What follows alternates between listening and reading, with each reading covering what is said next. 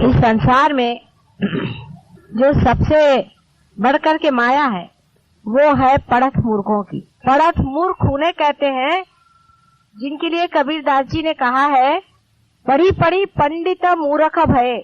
और इसीलिए मैं किताब लिखने में भी बहुत डरती थी, और जब किताब लिखने का सोचा भी है तो भी ऐसे महामूर्खों के हाथ में वो नहीं पढ़नी चाहिए। वे लोग उसी प्रकार हैं जिस प्रकार कोई इंसान किसी भी देश में नहीं जाता है और झूठी बातें सारी दुनिया में बताता है कि मैं वहाँ गया था, फिर वहाँ पे ये देखा, फिर वहाँ ये था, फिर वहाँ वो था, फिर ऐसा हुआ, और फिर किसी ने ये कहा था, उसने वो कहा था। अपनी कोई उनके पास प्रचिति नहीं होती। लेकिन आप जो सहयोगी हैं, आप सबको इसकी प्रचिति आई है, आपके अंदर से वाइब्रेशंस फूटे हैं, माने ये चैतन्य बह रहा है। आपको इसका अनुभव आया है कि चैतन्य क्या चीज। आप एक बड़े भारी स्थान पे बैठे हो, वो लोग बड़े बड़े भाषण दे सकते हैं, किसी चैतन्य के बारे में बता सकते हैं, बहुत बड़े श्लोक पढ़ सकते हैं, लेकिन उनको अनुभूति इतनी भी नहीं हुई और वो परमात्मा के राज्य से अभी बहुत दूर है।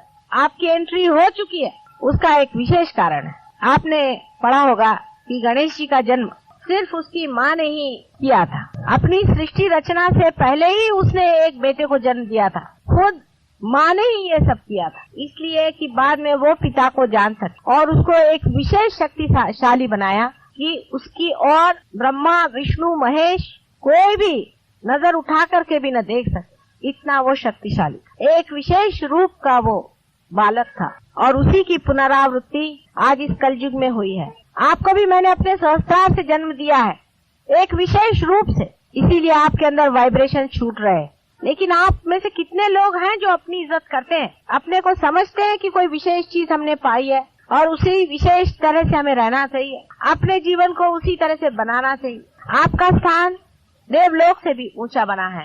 आपका वो स्थान है कि आपसे तो देवलोक भी ईर्ष्या करे।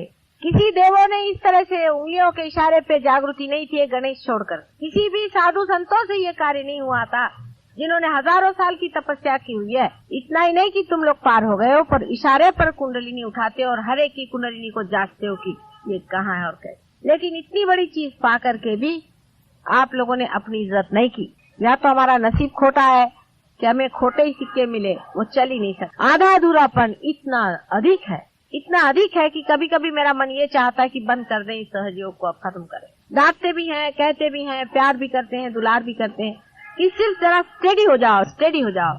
चित्त तुम्हारा कहाँ बहक रहा है। आप जानते हैं कि आपके हाथ से हजारों लोग ठीक हो रहे हैं और हो सकते आपकी बीमारियां भागे। परमात्मा की जो सर्वव्यापी ऑल परवेडिंग जो प्रेम शक्ति है वो आपके साथ साथ हर समय घूम रही है, आपको सहारा दे रही है। आप गलतियां भी कर रहे हैं वो देख रही है, आप झूठ बोलते हैं वो भी देख रही है, और आप माँ की निंदा करते हैं वो भी वो जान रही है, और आप बहुत छिछोरेपन से रह रहे हैं और बहुत ही सुपरफिशियली आप रह रहे हैं, ये भी वो जान। सहयोग के प्रति आपका कमिटमेंट बड़ा ही खराब है, ये भी वो शक्ति जानती है, तो भी आपका वो सहारा दे रही है, हर जगह हर घड़ी हर प्रति आपको गाइड कर रहे हैं, तो भी आप मिसगाइडेड हैं। आप रुपया पैसा और दुनिया भर की सत्ता उसके लिए इस तरह से छोटे होते जा रहे हैं। छी। बार बार मैं आपसे कहती हूँ कि आपका स्थान पूजनीय है, आप में से एक एक की पूजा करनी चाहिए, ऐसा आपका स्थान है। और भूतो न भविष्यति, इस तरह ऊंचे पद पे बिठाए वो लोग इस तरह से काम करने लग जाएं तो दुनिया क्या कहेगी, आपका इतिहास में क्या नाम जाएगा। आप तो जानते हैं कि आप में से बहुत लोगों ने पार तक किया हुआ है और फिर गिर गए। जिस पद पे इतने ऊंचे आप हैं उससे गिरना बहुत आसान है। सांसारिक चीजों में सहयोग नहीं देखना है, परमात्मा के स्वरूप को जानने के लिए आप यहाँ आए हैं। हमें कितना रुपया मिला इसके बाद में, या हमारा क्या लाभ हुआ इसके बारे में, ये सांसारिक तुच्छ चीजों का महत्व करना सहयोगी के लिए शोभनीय नहीं है।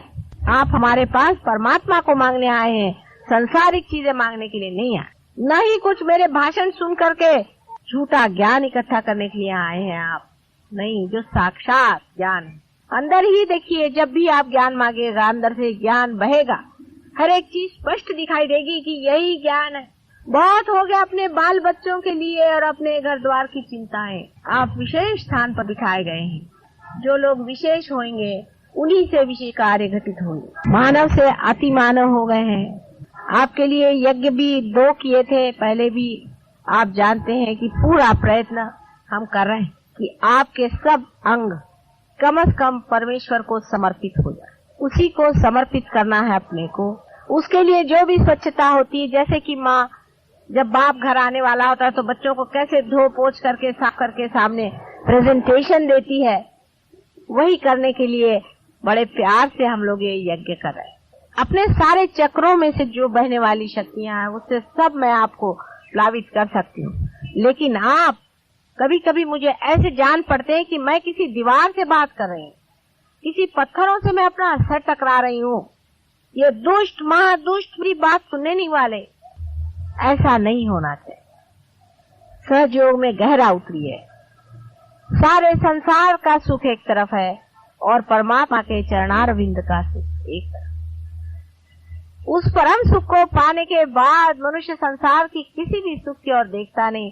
जिस तरह मनुष्य अमृत को पा लेता है, उसके बाद वो क्या ये मृत चीजें पीने वाला है। उसकी शक्तियां अनेक आपके लिए सज्ज हैं, आपके हाथ से बह रही हैं।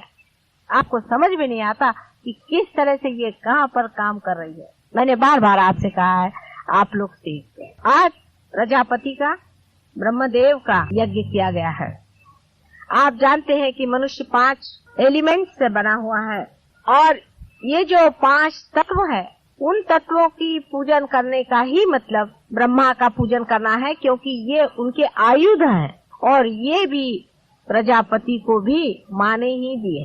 माँ के देखने ही से प्रकाश हुआ था, इसीलिए तेज का जो तन्मात्रा है या जो एलिमेंट है वो तैयार हुआ। या इसेंस ऑफ एलिमेंट का ये तन्मात्रा का मतलब। माँ ने जब खुशबू ली उसी सुगंध से ये पृथ्वी बनी। इसी तरह से पृथ्वी तत्व तैयार। माँ के बोलने से ही साउंड का तत्व तैयार हुआ है, जिसे नाद कहिए। इस प्रकार तन्मात्राएं जो हैं वो तैयार हुई और तन्मात्राओं से फिर एलिमेंट्स तैयार हुए हैं। ये सब प्रजापति का कार्य, ब्रह्मदेव का कार्य है। और ब्रह्मदेव इसीलिए नहीं पूजे जाते हैं, उनको पूजा नहीं जाता। उसका कारण ये है कि वो संसार का सब कार्य करें। आपका जो शरीर है, आपका जो एलिमेंट्स का काम है वो कर रहे हैं, उसके लिए उनको पूजने की जरूरत नहीं है। वो अपनी जगह बैठे वो काम कर रहे हैं। आपको सिर्फ 2 ही चीजों को पूजना चाहिए।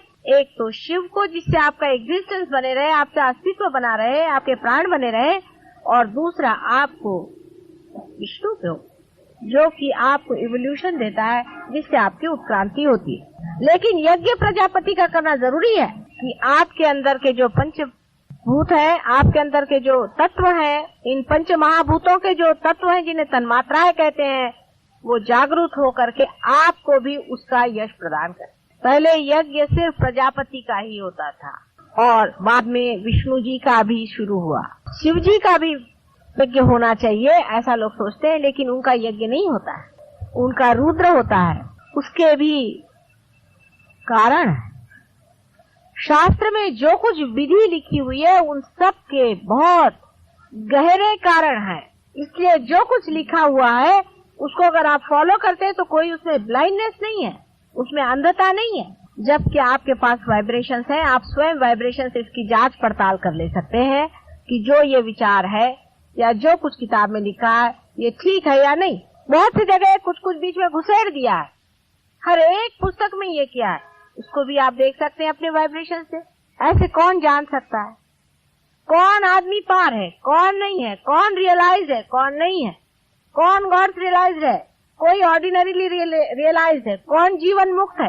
सब कुछ आप वाइब्रेशन से जान सकते हैं। आप हर एक चीज वाइब्रेशन से जान सकते हैं, जो अचेतन में, जो अनकॉन्शियस में, जो मनुष्य ने कभी नहीं जाना। उसकी एक एक बारीक बारीक चीज आप समझ सकते हैं। वाइब्रेशन के भी एक एक ढंग होता है, एक एक तरीका होता है, एक एक उसकी लय होती है अलग अलग। लेकिन अभी तो बेसिस ही नहीं बन रहा आप लोगों का, तो मैं कैसे आगे की बात सिखाऊं। अभी तो पहले ही क्लास में बैठे हैं, उसी में एक में को नोच रहे, एक में को घसीट रहे, एक में से झगड़ा कर रहे हैं बुद्धू जैसे। अपना बेसिस पहले ठीक कर लो, फिर इस वाइब्रेशंस और एक एक चीज के परम्यूटेशन कॉम्बिनेशन से आप हर चीज समझ सकते हैं जो आप जानना चाहें।